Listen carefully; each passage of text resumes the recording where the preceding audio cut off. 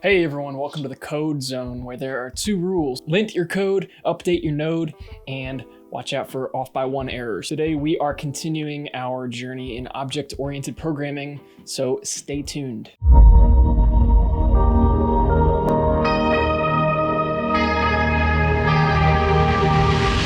All right, so a fundamental piece of OOP in JavaScript. All objects in JavaScript are sort of interconnected in like a parent-child relationship. The way that they actually connect is going to be by this sort of invisible chain, and the property that will give us access to that chain is going to be a property called _proto, sometimes called the dunder proto. So if I open up a new Chrome tab, and I'm going to go into the Chrome Dev Tools, right into the console here, I want to see that chain link up to the parent object of all objects that I create. So I'm going to create a new object here. I'm just going to say const myObj equals new object, using object literal syntax to instantiate it. Now you can see it says undefined. I haven't actually done anything yet. Let me actually blow this up a little bit so you can see it a little bit better. What I want to do is I want to look at myObj, okay? So I'm gonna open up this little triangle here and look at its properties, and it's a new object. It has no properties yet. I haven't done anything inside of it yet, but it has this one sort of grayed out kind of like secret property called the dunder proto. And where does that link to? Well, it's a pointer to another object, right? Because we know that from my last video, all objects in JavaScript are passed by reference, right? So it is referencing another object called big O object. And if we open this panel up, we'll see all the properties of big O object. Now this chain, this parent-child relationship is something called the prototypal chain. And why is it called that? Well, whenever we have that link between the parent and the child objects, the parent is called the object's prototype. Now, all objects in JavaScript inherit from big O object. Now, big O object is sort of a baked in thing in JavaScript. It is just there natively. So if I create another one, that will also point to the same big O object. If I create another one, it'll point to the same big O object. And similarly, we have something in JavaScript called big A array. And when I create a new array using array literal syntax, these square brackets, this will now inherit properties from big A array. This will be the parent, this will be the prototype of this child.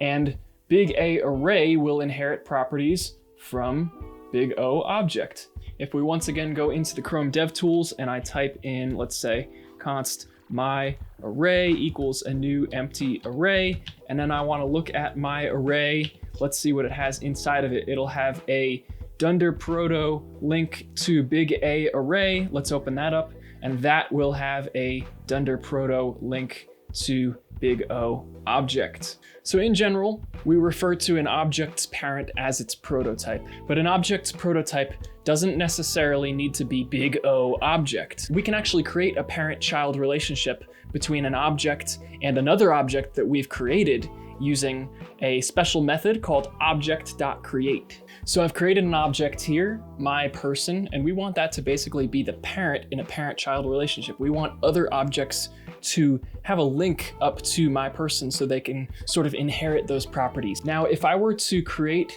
an object, let's say, I'm just gonna call it Chris. And Chris is going to be an invocation of big O object.create. That's a method on the big O object. And if I were to pass in null, this will create an empty object.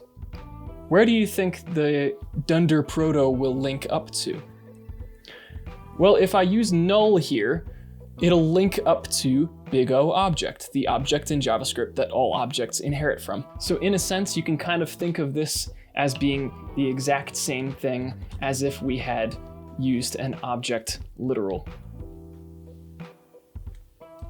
But I want my Chris object to inherit from my person. I want my person to be Chris's prototype.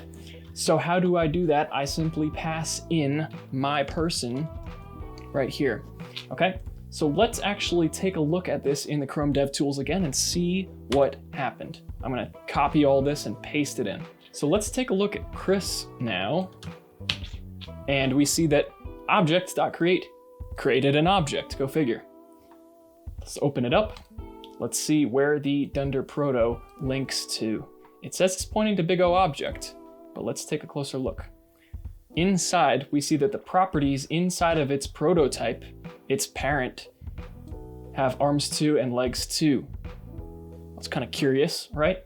That itself, that object also has a Dunder Proto link up to big O object.